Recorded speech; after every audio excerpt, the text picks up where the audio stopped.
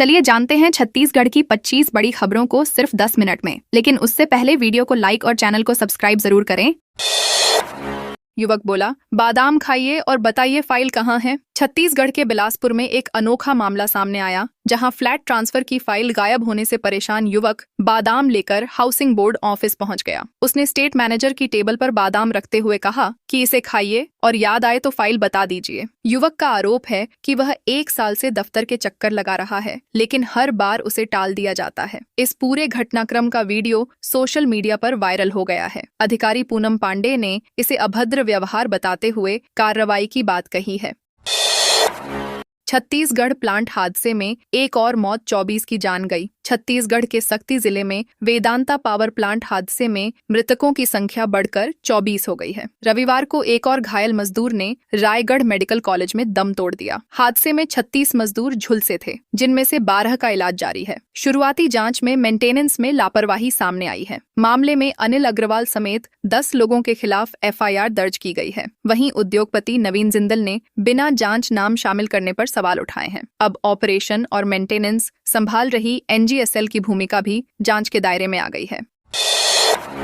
White tiger Singham Rana को दिया गया शॉवर। दुर्ग जिले में भीषण गर्मी के बीच मैत्रीबाग चिड़ियाघर में जानवरों को राहत देने के लिए खास इंतजाम किए गए हैं। तापमान 42 डिग्री के पार पहुंचने पर सफेद बाघों सहित अन्य वन्य जीवों के लिए कूलर, शॉवर और विशेष आहार की व्यवस्था की गई है। मैत्रीबाग में मौजूद 5 सफेद बाघों में से राणा और सिंघम को ठंडे पानी से शॉवर दिया गया, जिससे उनके शरीर का तापमान नियंत्रित रखा जा सके। इस दौरान बाघ काफी सक्रिय और आरामदायक नजर आए। प्रबंधन का कहना है कि गर्मी में जानवरों की विशेष देखभाल की जा रही है। रायगढ़ में 35 हाथियों ने की सड़क पार। रायगढ़ जिले के धर्मजयगढ़ वन क्षेत्र में हाथियों की बढ़ती गतिविधि ने लोगों की चिंता बढ़ा दी है। शनिवार को करीब 50 हाथियों के 2 अलग अलग दलों ने मुख्य सड़कों को पार किया, जिससे यातायात प्रभावित हुआ। एक दल में 35 हाथी थे, जो पेलम बांध जंगल से निकलकर बोझिया और अनारा मार्ग पार करते हुए आगे बढ़े। वहीं 15 हाथियों का दूसरा दल भी मुख्य मार्ग पार कर गया। इस दौरान सड़क पर लंबा जाम लग गया। वन विभाग और हाथी मित्र दल मौके पर मौजूद रहे और स्थिति को नियंत्रित किया थी। वेदांता प्लांट हादसा NGSL के पास थी। ऑपरेशन मेंटेनेंस की जिम्मेदारी। सक्ती जिले के सिंघितराई स्थित वेदांता पावर प्लांट हादसे की जांच अब गहराती जा रही है। प्रारंभिक जांच में सामने आया है कि प्लांट के ऑपरेशन और मेंटेनेंस की जिम्मेदारी NTPC GE power service limited के पास थी। यह कंपनी NTPC और GE पावर इंडिया का संयुक्त उपक्रम है। इसके बावजूद 600 मेगावाट यूनिट का सुरक्षित संचालन सुनिश्चित नहीं हो सका। जांच एजेंसियां अब ऑपरेशन फेलियर के एंगल से भी मामले को देख रही हैं। हादसे के बाद सुरक्षा मानकों और निगरानी व्यवस्था पर भी सवाल खड़े हो गए हैं। कवर्धा में युवक मोबाइल टावर पर चढ़ा। कवर्धा जिले के दशरंगपुर गांव में एक युवक पुलिस कार्रवाई से नाराज होकर मोबाइल टावर पर चढ़ गया। युवक मनीष चंद्राकर ने आरोप लगाया कि मारपीट के मामले में पुलिस ने एकतरफा कार्रवाई की है और उसकी शिकायत पर कोई सुनवाई नहीं हो रही। युवक को टावर पर चढ़ा देख गांव में हड़कंप मच गया और बड़ी संख्या में लोग मौके पर जुट गए। सूचना मिलने पर पुलिस और प्रशासन की टीम पहुंची और कड़ी मशक्कत के बाद युवक को सुरक्षित नीचे उतारा गया। मामले में आगे जांच जारी है। नॉन इंटरलॉकिंग के बाद 14 ट्रेनों की सेवा बहाल। दक्षिण पूर्व मध्य रेलवे के बिलासपुर मंडल में जांजगीर नैला स्टेशन पर चौथी लाइन कनेक्टिविटी के लिए किए गए नॉन इंटरलॉकिंग कार्य के बाद अब 14 ट्रेनों की सेवा बहाल कर दी गई है। रेलवे प्रशासन ने यात्रियों की सुविधा को ध्यान में रखते हुए इन ट्रेनों को चरणबद्ध तरीके से फिर से चलाने का फैसला लिया है। 19 अप्रैल से 22 अप्रैल तक विभिन्न मेमू ट्रेनों का संचालन अपने निर्धारित समय पर किया जाएगा। इससे क्षेत्र के यात्रियों को काफी राहत मिलेगी और आवागमन सुचारू हो सकेगा।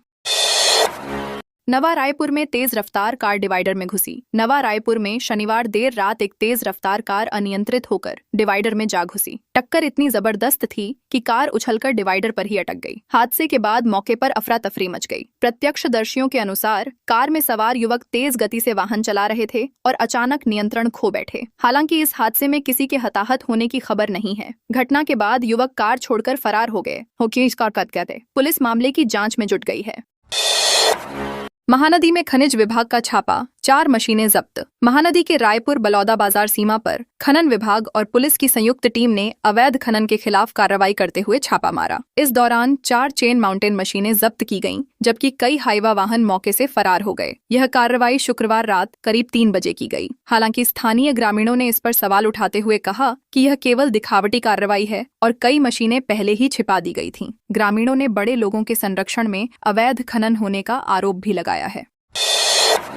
महिला आरक्षण बिल को लेकर प्रदेश भर में अभियान चलाएगी कांग्रेस पार्टी ने महिला आरक्षण बिल को लेकर प्रदेश भर में अभियान चलाने की घोषणा की है। 20 अप्रैल को सभी जिला मुख्यालयों में प्रेस कॉन्फ्रेंस आयोजित की जाएगी, जिसके बाद जनजागरण अभियान शुरू होगा। प्रदेश कांग्रेस संचार विभाग के अध्यक्ष सुशील आनंद शुक्ला ने भाजपा पर आरोप लगाते हुए कहा कि महिला आरक्षण बिल पारित होने के बावजूद लागू नहीं किया जा रहा है। उन्होंने कहा कि सरकार परिसीमन के नाम पर इसे टाल रही है। कांग्रेस इस मुद्दे को जनता के बीच ले जाकर सरकार को घेरने की रणनीति बना रही है।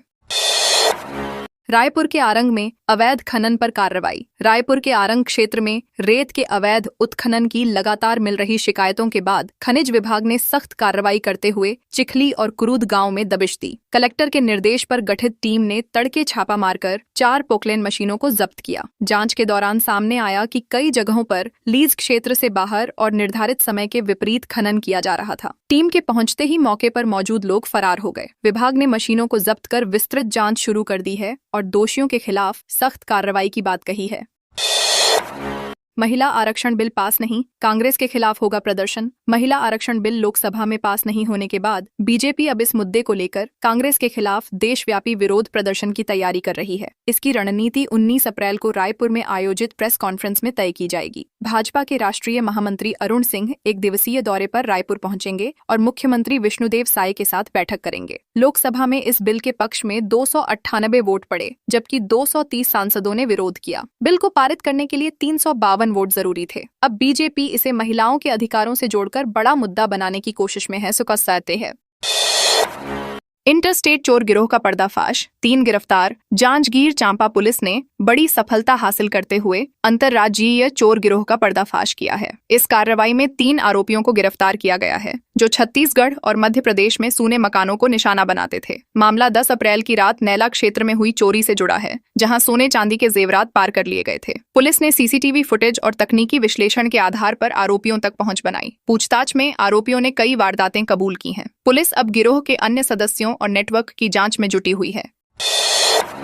धमतरी में सरपंच के खिलाफ अविश्वास प्रस्ताव खारिज। धमतरी जिले की सेमरा ग्राम पंचायत में सरपंच कविता ध्रुव ने अविश्वास प्रस्ताव के बाद हुए मतदान में अपनी कुर्सी बचा ली है। पंचायत में पिछले कुछ समय से राजनीतिक खींचतान जारी थी, जिसके चलते 17 पंचों ने उनके खिलाफ प्रस्ताव पेश किया था। मामला एसडीएम कार्यालय तक पहुंचा, जिसके बाद दोबारा मतदान कराया गया। मतदान में सरपंच को 1/3 बहुमत मिल गया, जिससे प्रस्ताव खारिज हो गया। इस फैसले के बाद समर्थकों में खुशी का माहौल है, जबकि विरोधी गुट की रणनीति पर सवाल खड़े हो रहे हैं। छत्तीसगढ़ में रद्द की गई 14 ट्रेनें बहाल। दक्षिण पूर्व मध्य रेलवे ने यात्रियों को राहत देते हुए पहले रद्द की गई 14 ट्रेनों को फिर से बहाल करने का फैसला लिया है। जांजगीर नैला स्टेशन पर चौथी लाइन कनेक्टिविटी के लिए किए गए नॉन इंटरलॉकिंग कार्य के चलते ये ट्रेनें बंद की गई थीं। अब 19 अप्रैल से 22 अप्रैल तक चरणबद्ध तरीके से इनका संचालन शुरू किया जा रहा है। रेलवे प्रशासन ने बताया कि यात्रियों की सुविधा को ध्यान में रखते हुए यह निर्णय लिया गया है। रायगढ़ बिलासपुर मेमू सहित कई प्रमुख ट्रेनों को उनके निर्धारित समय पर चलाया जाएगा, जिससे यात्रियों को राहत मिलेगी।